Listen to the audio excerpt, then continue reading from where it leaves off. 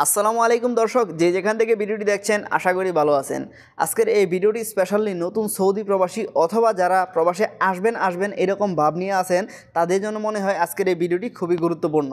কেননা আজকের এই ভিডিওতে আপনাদেরকে ধারণা দেব কিভাবে খুবই অল্প সময়ের মধ্যে আপনারা আরবি শিখতে পারেন বা আরবিয়ানদের সাথে কথা বলতে পারবেন।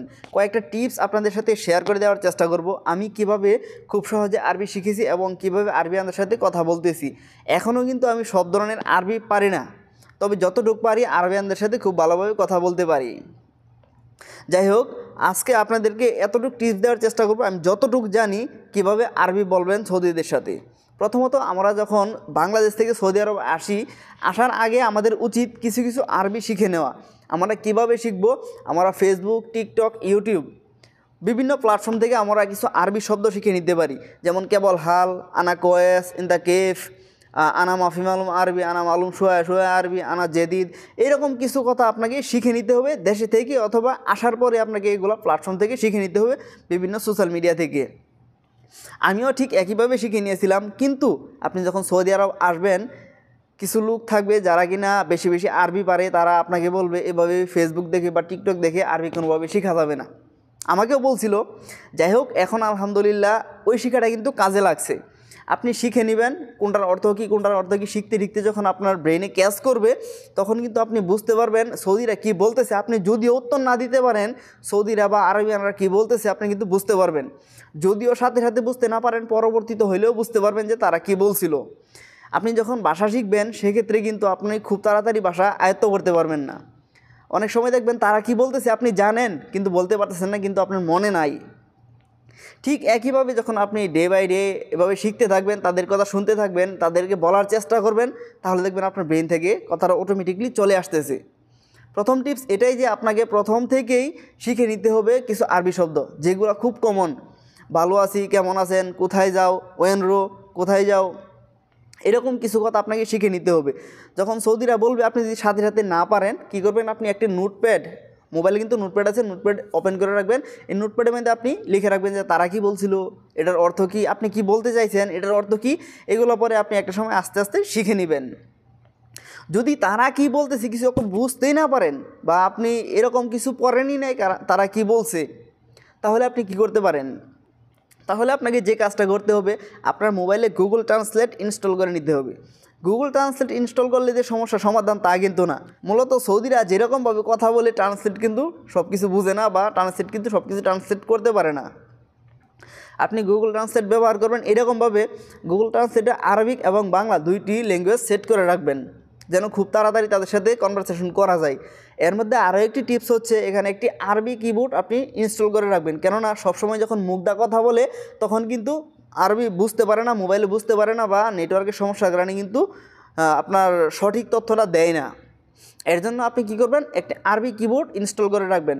যদি তাদের মুখ দিয়ে কথা বলার সময় কথা না বোঝা যায় সেক্ষেত্রে বলবেন লিখে দেন, তারা লিখে দিবে। লিখে দিলে কিন্তু আপনি এক্সাক্ট যে অর্থটা সেটা খুঁজে পাবেন। লিখে দিলে কিন্তু তারা তাদের চলিত ভাষা বা মুখের ভাষা বলতে পারবে না, তখন তারা শুদ্ধ ভাষা লিখে দিবে। শুদ্ধ ভাষা লিখলে কিন্তু আপনার মোবাইলে শুদ্ধ ভাষাটাই চলে আসবে। যাই হোক, আমরা যেমনভাবে বাংলাদেশে থাকা অবস্থায় বাংলাদেশের যে কোনো অঞ্চলের কথা বুঝতে পারি বা বইয়ের ভাষা যেরকম সবাই বুঝতে পারে, ঠিক তেমনই যখন তারা লিখে দিবে আপনি আমার মনে হয় বুঝতে পারবেন। এটি হচ্ছে দ্বিতীয় টিপস। তৃতীয়ত হচ্ছে, আপনি যখন সৌদিয়ানদের সাথে কথা বলবেন তারা কি বলতেছে, কি বুঝাইতে চাইতেছে আপনি হয়তো বুঝবেনই না। তারা কিন্তু অনেক সময় দেখবেন ইশারা ইঙ্গিতে বোঝানোর চেষ্টা করবে যে বুঝছোস কিনা। ঠিক একইভাবে আপনি আস্তে ধীরে তাদেরকে বলবেন তুই ইশারাটা দেখা, আমি বোঝার চেষ্টা করি যে আসলে তুই কী কইতাছ, আমি বুঝতেছি না। আপনি যখন বলবেন সৌদিদের সাথে যে আনা মাফি মালুম 2-3 বার বলে ফেলবেন, তারা তখন মনে মনে কিছুটা রাগ হইলেও তারা বুঝবো যে যেহেতু হ্যাঁ আরবিয়ান না বা সৌদিয়ান না, আরবি ভাষাভাষী না, সেহেতু হ্যাঁ সময় লাগবে একটু আরবিটা শিখতে, এর একটু সময় দেই বা সুযোগ দেই। তখন আপনারা একটু সুযোগ দিব, তারা চেষ্টা করবে যে এইভাবে হোক সেভাবে হোক আপনাদেরকে যেন কথাটা বুঝাইতে পারে, তারা এরকমটাই চেষ্টা করব।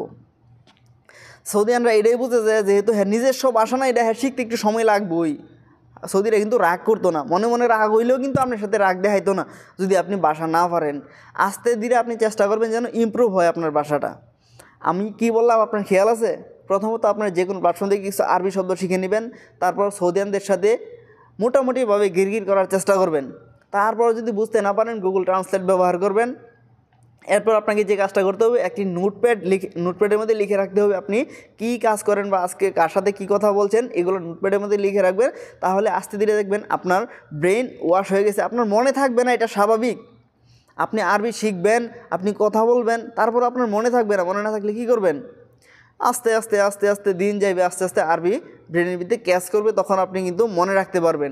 প্রথম অবস্থায় এত বেশি আরবি মনে রাখা সম্ভব না। যেহেতু আপনি একটা প্লেসের মধ্যে থাকবেন, সেহেতু আস্তে আস্তে আপনি কি খাবেন, কি না, কোথায় যাবেন, কি করবেন, আস্তে আস্তে আপনার কিন্তু একটা অভ্যাসে পরিণত হয়ে যাবে। তখন কিন্তু আপনি আরবিটা খুব ভালোভাবে বুঝতে পারবেন। প্রথম 1 মাসে, 2 মাসে, 3 মাসে আপনি একবারে আরবি এক্সপার্ট হয়ে যাবেন না বা বলতেও পারবেন না। প্রথম 1-2 মাস বা 3 মাস আপনাকে আস্তে আস্তে তাদের কথা শুনতে হবে। আপনি যখন তাদের কথা শুনতে শুনতে অভ্যস্ত হয়ে যাবেন, তখন আপনি তাদের কথার মাঝ দিয়ে একটা কথা বলে দিতে পারবেন বা তাদের কথা বলার পরে একটি কথা বলতে পারবেন, এতটুক আশা করা যায়।